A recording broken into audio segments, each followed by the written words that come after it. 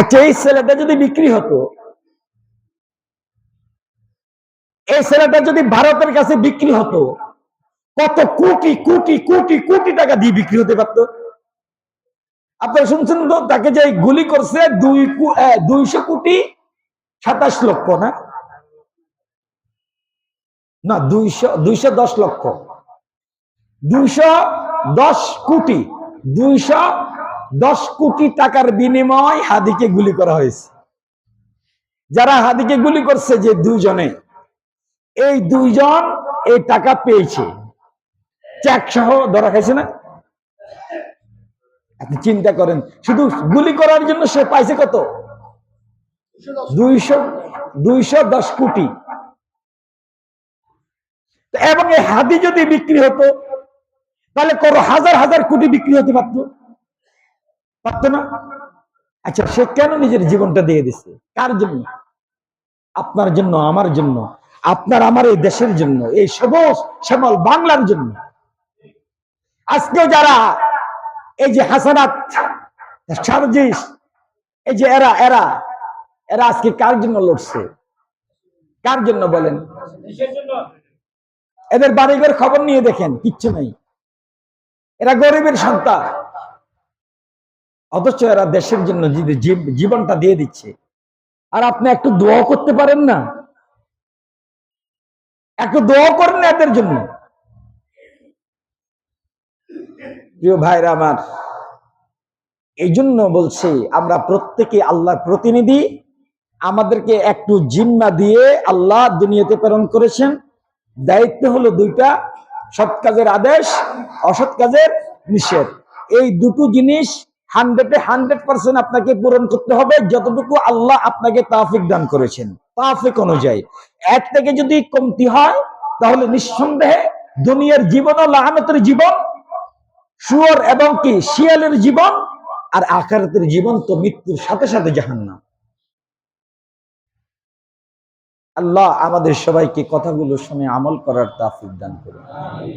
আল্লাহ আমাদের হাদি ভাই সহ আল্লাহ 5 আগস্টে যে সমস্ত যোদ্ধারা, জুলাই যোদ্ধারা শাহাদাত বরণ করেছেন, আল্লাহ একত্রে আমাদের দেশের জন্য যারা শাহাদাত বরণ করেছেন, সবাইকে আপনি মাফ করে দেন।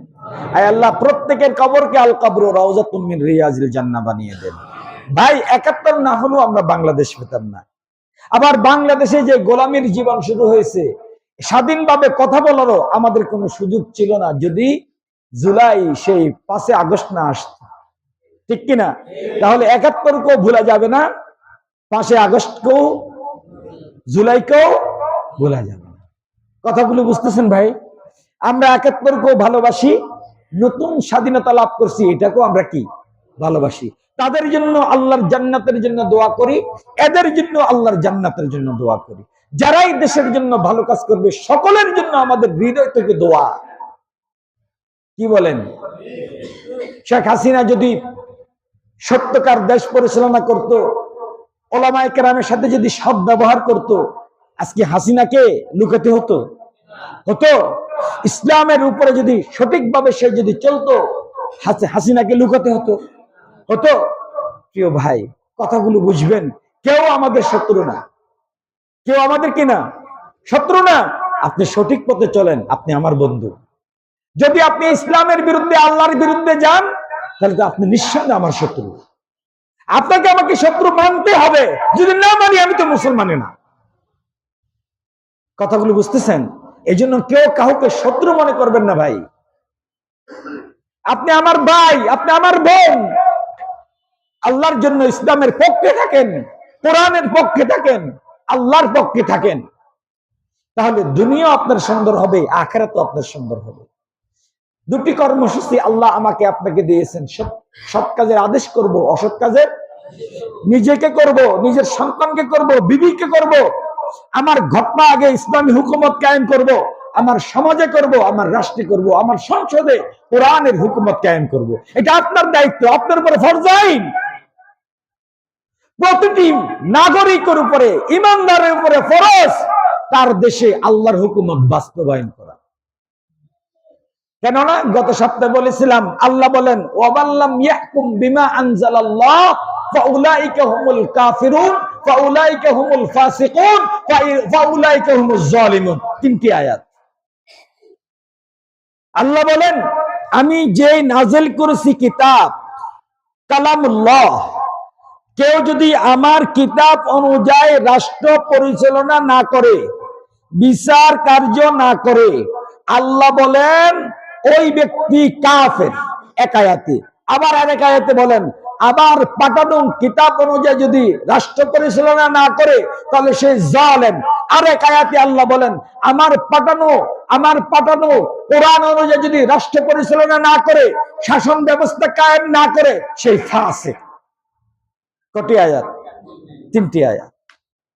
ভাই, আপনাকে কাফের থেকে বাঁচার জন্য, আপনাকে ফাসিক থেকে বাঁচানোর জন্য, আপনাকে জালেম থেকে বাঁচানোর জন্য আমরা শুধু চিল্লাচিল্লি করি ভাই, নতুবা আমাদের আর কোনো শর্ত নাই, আর কোনো স্বার্থ নাই। কি স্বার্থ আছে বলেন?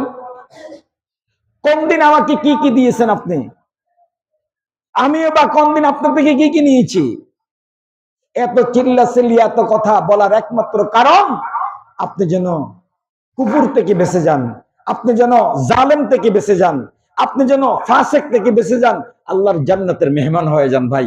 আর কোনো উদ্দেশ্য নাই ভাই, আর কোনো উদ্দেশ্য নাই। কথাগুলো বুঝতে পেরেছেন? সবাই বুঝছেন তো ভাই? ঠান্ডা মেজাজে কথাগুলো বুঝছেন তো ভাই? আল্লাহর জন্য এখন থেকে শপথ গ্রহণ করেন, আল্লাহ যতদিন হায়াত রাখে আর কখনো কোনো বাতিলের সাথে আপোষ করব না। বলেন বলেন। আল্লাহ যতদিন হায়াত রাখে, হাত উঠান তো, আল্লাহ যতদিন হায়াত রাখে আর কখনো কোন বাতিলের সাথে আপোষ করব না। আমরা কোন বাতিলকে সাপোর্ট করব না, কোন আল্লাহ দ্রোহীকে সাপোর্ট করব না। আমরা আল্লাহওয়ালা দিনদার নেককার মুত্তাকিকে সাপোর্ট করব। ঠিক আছে ইনশাআল্লাহ। আল্লাহ সবাইকে তৌফিক দান করুন।